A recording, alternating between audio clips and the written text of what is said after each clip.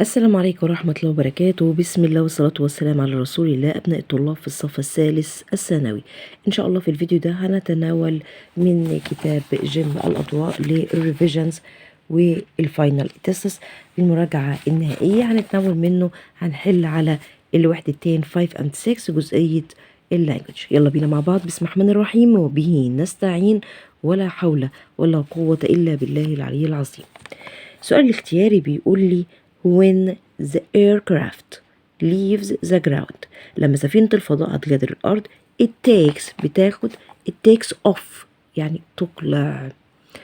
طيب if you don't number 2 if you don't know what the word means، لما بتبقاش عارف معنى الكلمة you better من الأفضل ليك look it up in the dictionary، تبحث عنها في القاموس. 3 don't worry about the baby، متقلقش بخصوص الطفل. I'll look after her، هعتني بيها while you are out، لما تكون انت بالخارج.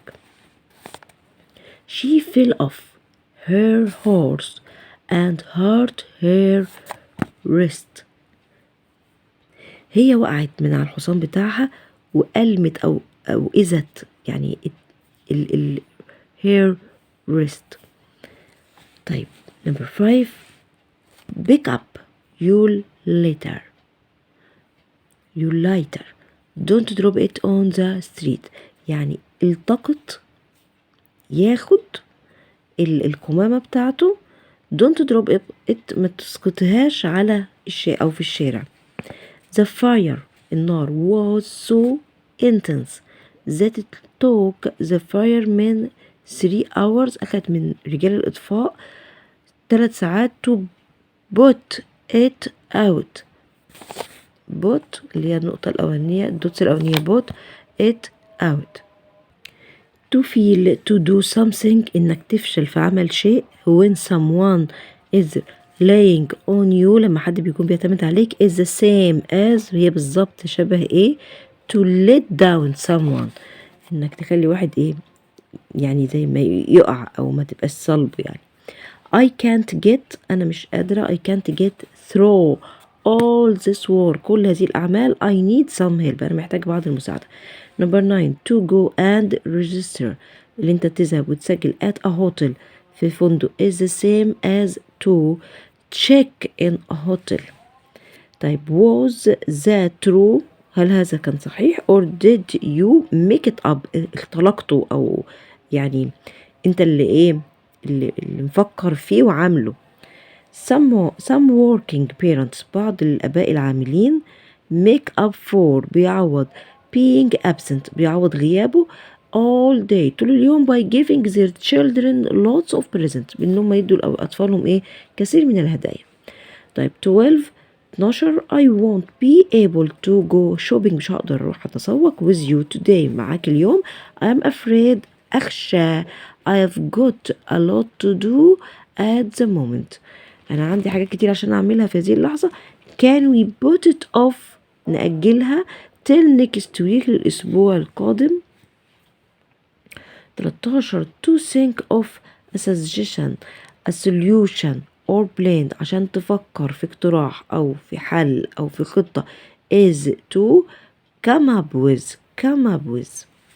طيب a bomb went off in the town center، انفجرت في مركز المدينة killing 3 people، قتلت 3 من الأشخاص and injuring 25 وجرحت 25 others آخرين.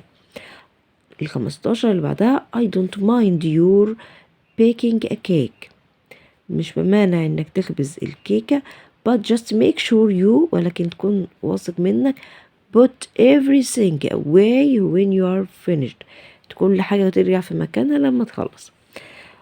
what بيكلم B فبيقول له what should I do with this form، ايه اللي المفروض اعمله بهذه الاستمارة؟ قال له fill it in، املأها.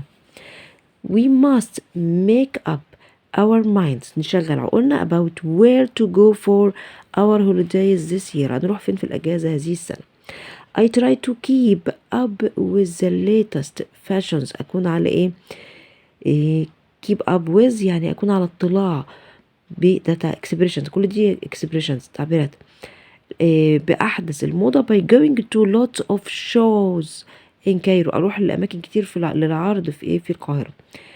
The fact is الحقيقة بتكون دكتور الأطباء I just can't اللي أنا مش قادر get rid of يتخلص من this dreadful cough. اللي بعدها بتقول I am fed up with cooking let's eat out for a change.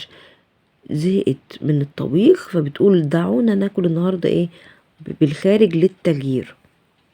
when I get low marks لما بيحصل على درجات قليلة at school في المدرسة my father stops me والدها stops يوقفها عن from playing or using my computer من استخدام اللعب أو استخدام الكمبيوتر. اللي بعدها my mom always has me دايما مامتي عايزاني clean up my room تنظف حجرتها on Saturday mornings في أيام السبت.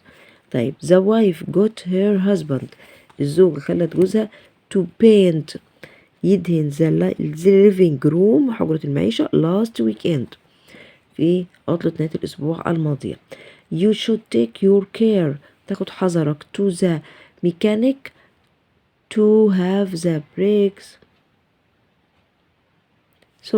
you should take your car تاخد سيارتك to the mechanic للميكانيكي أو الفني to have the brakes repaired عشان تشوف الحاجة المكسورة تصلح. طيب عندي we had our landlord fix the broken window صلح النافذة المكسورة. she couldn't understand كانتش قادرة تفهم that command الوثيقة so she had it translated by her colleague ترجمتها من خلال زمايلها يعني. we got the computer programmer to install the new software for us عشان يحمل أو ينزل لنا البرامج الجديدة. for their wedding لزفافهم anniversary الاحتفال السنوي مها had a big cake made by a good cook مصنوعة طباخ كويس. your air conditioner مكيف الهواء is making some strange sounds بيعمل أصوات غريبة why don't you have a technician look الفني يفحصهولك. the teacher had his students write a composition about مقارنة عن predicting the future تنبؤات أو توقعات المستقبل.